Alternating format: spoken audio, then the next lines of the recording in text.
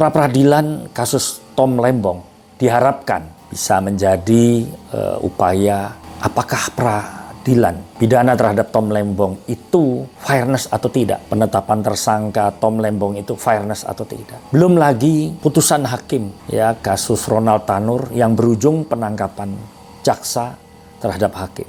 Assalamualaikum warahmatullahi wabarakatuh. Salam jumpa dengan FW Legal Voice. Hari-hari ini kondisi penegakan hukum kita menimbulkan sejumlah banyak tanya dari masyarakat dan para justiciabelen pencari keadilan. Sebenarnya di mana Dewi Keadilan kau berada? Itu topik yang ingin saya sampaikan pada siang hari ini di Tanah Tinggi.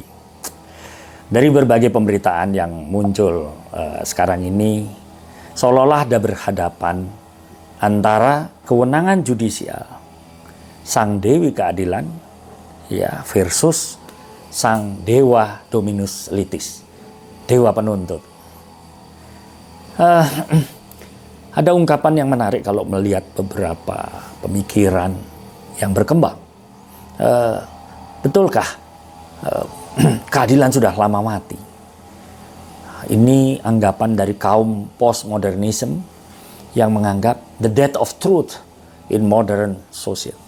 Ya keadilan itu ya sudah lama mati, ya, apalagi dalam suasana negara modern. Pra-peradilan kasus Tom Lembong diharapkan bisa menjadi upaya apakah peradilan pidana terhadap Tom Lembong itu fairness atau tidak. Penetapan tersangka Tom Lembong itu fairness atau tidak. Belum lagi putusan hakim ya kasus Ronald Tanur yang berujung penangkapan jaksa terhadap hakim. Nah, ini apakah potret peradilan yang mencerahkan ataukah memang potret buram peradilan kita? Gelap gulitannya keadilan, lorong gelap penuh teka-teki proses peradilan yang memunculkan fenomena seperti itu tentu menyisakan tanda tanya bagi pencari keadilan. Terutama misalnya pada kasus Tom Lembong. Apakah pra-peradilan masih layak untuk diperjuangkan? Ataukah status tersangka yang dialamatkan kepada Tom Lembong sudah tepat dan benar? Nah, selama ini pra-peradilan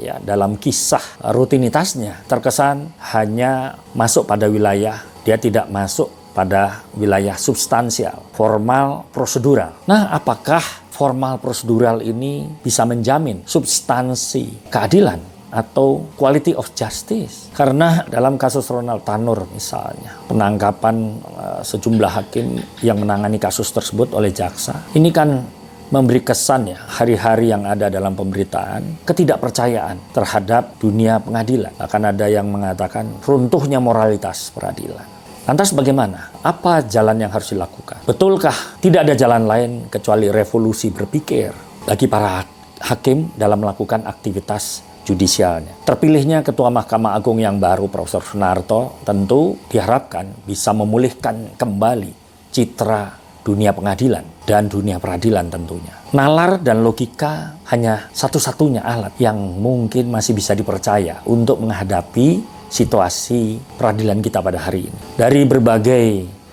proses yang terjadi, saya melihat kalau pra-peradilan itu hanya sekedar uji formil, tapi kemudian pada sisi lain upaya-upaya untuk mengekang kebebasan seseorang dan menetapkan status seseorang seolah-olah hanya aspek prosedural yang berjalan begitu saja tanpa ada kontrol substansial, maka ini upaya pencarian keadilan, upaya keseimbangan antara seseorang berhadapan dengan negara melalui sistem hukumnya dalam posisi yang tidak seimbang. Jadi para peradilan seolah-olah menjadi rencana gaib saja. Rencana gaib adalah rencana yang sulit diukur apakah seseorang bisa memperjuangkan keadilannya ya melalui pra peradilan. Jadi saya percaya sistem peradilan sesungguhnya masih berjalan. Tapi sudahlah para hakim sebaiknya melakukan revolusi berpikir.